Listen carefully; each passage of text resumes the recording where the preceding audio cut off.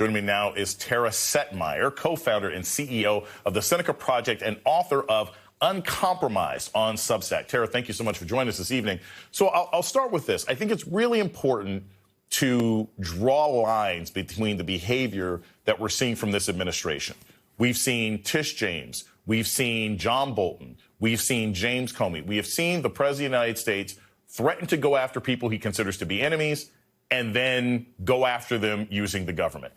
What do you think Jack Smith's strategy is here by saying, all right, pull up, I'll go first? Is it because he's seen what's happened to these other people, or is it because he really thinks there's something the public needs to hear? I think it's a combination of both, because sunlight is the best disinfectant here. And the fact that Donald Trump is trying to whitewash and rewrite history about what happened. He's still going on and on about the 2020 election, despite the fact that we all know that he lost. He's now in power again. He can't let it go. So the New York Times had an explosive front page story about all these election deniers who are now in positions of power inside the Department of Homeland Security, who are actively toying with things that could potentially harm our elections going into the midterms. All because that is the mandate coming from Donald Trump.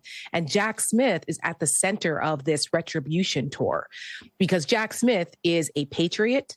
He was an honorable public servant who's given his entire adult life to the law and serving the public. And if he speaks publicly, it's very difficult to deny the investigative prowess, the facts. He can lay it out in a way, he's articulate. He can lay it out in a way that the American people have actually never heard before, because he handled that investigation with such integrity. He wasn't out there in front of the cameras all the time and sullying the process. He did his work, and so did his team. So this would be an opportunity to shed some light on what actually happened here. And I'm sorry, I'm putting my money on Jack Smith and his team and the truth versus what Donald Trump and his, henchmen have to say about the 2020 election. I want to play you some sound from Jack Smith. It's in a video from The Bulwark where he's talking about the rule of law being eroded, and get your thoughts on the other side. What I see happening at the Department of Justice today saddens me and angers me. Where the rule of law is eroding, friends of the president do not have to worry about following the same laws as the rest of us follow. One of my concerns is that we have had the rule of law function in this country for so long that many of us have come to take it for granted. When you have Jack Smith saying, hey, look, the rule of law is being eroded, and we see day after day after day after day this administration pulling back from investigation to be going 2, 3, 5 years, offering pardons to people who are in business with Trump or his family or his cronies one way or another. Is Jack Smith sounding the alarm on something that's happening, or has this pretty much already happened and we should be thinking about how to resist it?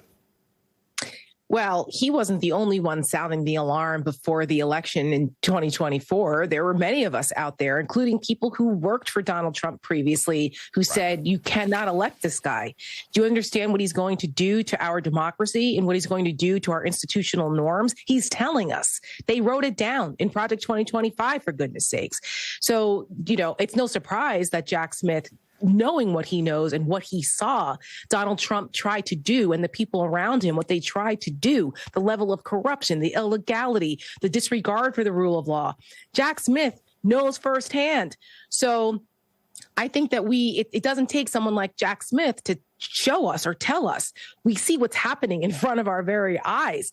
The absolute abject corruption and disregard for our Constitution and rule of law and our institutional norms is happening day by day, to the point now where we're literally seeing the demolition of our democracy right in front of us. The American people should not be okay with this.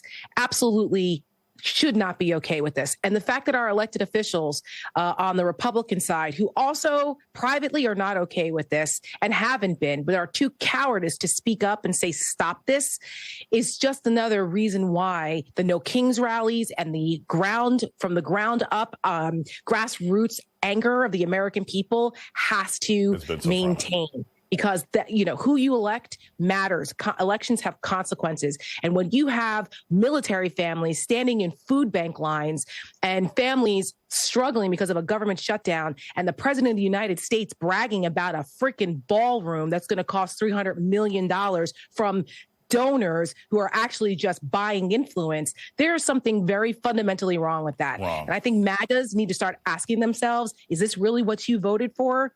Because this is what you're getting. He doesn't give a damn about you or anybody else. And I hopefully that message starts to resonate, because it's pretty obvious. Tara Setmayer, thank you for taking us to church this evening, non-denominationally, but still clear for our American public. Thank you so much for joining us.